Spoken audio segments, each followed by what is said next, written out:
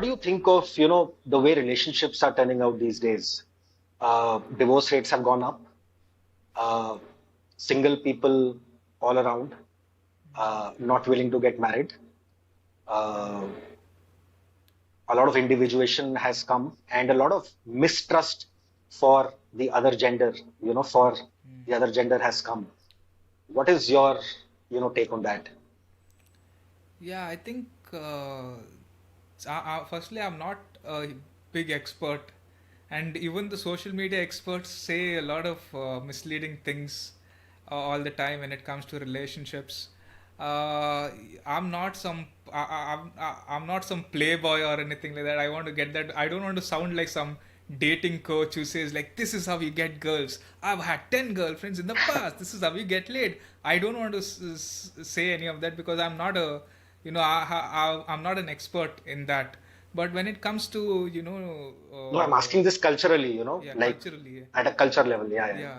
So in uh, I've the age at which people are getting married is going up and up and up, and a lot of people are choosing not to get married, which is something that I understand because as a 30-year-old single guy, my sister got married this year, and my parents, even some of my relatives are like, oh, so now it's your turn because you're 30, and you should get married now. And some of them even say like, you want us to find a girl for you, we'll get you arranged married and this and that. I'm not against arranged marriage. In fact, I think it's necessary for most Indians. I think the marriage and a desire to have a companion and eventually have children can provide stability and meaning to a lot of people. People see what is the I'm not for marriage also, I'm not anti also, because you have to look at the alternative to not getting married. So the alternative for a lot of women is career, and they focus on their feminist careers. They have a bunch of cats in their house.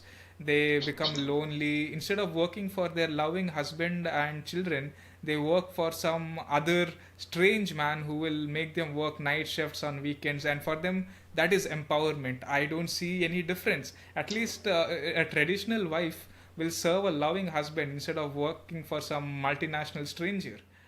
A lot of And people will take offense to what you just said. it's a fact, and men are Yeah, no better. Okay, what is the yeah.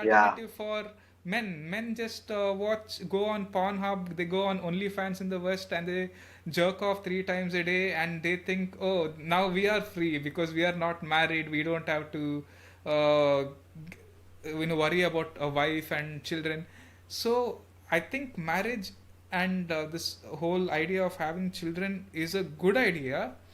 Especially it was a good idea, especially in the past. Now it's become very impractical for most people Yeah. because the Yeah. number of divorces are going up. If you divorce your wife, you have to pay a huge alimony.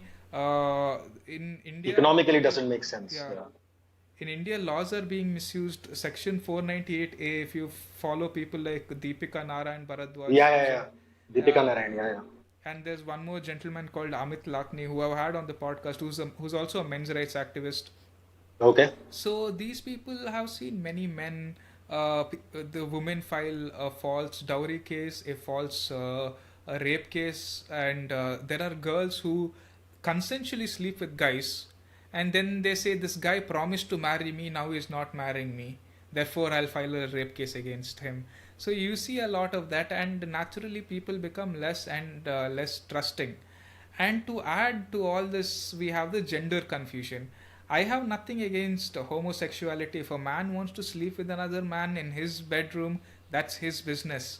But then when you take that ideology and when you shove it on my face with the rainbow flag and with telling that we have to teach this to kids, that is also very irritating. So we used to Yeah. have a traditional society where there were men and women, and the main reason why marriage was universal all around the world, the main reason was to reduce the number of bastards, because there were a lot of children outside wedding, and we didn't know who should take care of whose children. So they were like, you Mm. marry her, have a couple of children, okay, and then your children become farmers because you're farmers. Your children become carpenters because you're carpenters. Your children become warriors because you're warriors. And that's how the feudal system in the West, caste system in India, developed. And it had advantages because it provided stability, and also it has pros and cons. I'm not saying that it's Yeah, perfect. And yeah. as we have moved to the 20th, 21st century, we've had multiple reforms.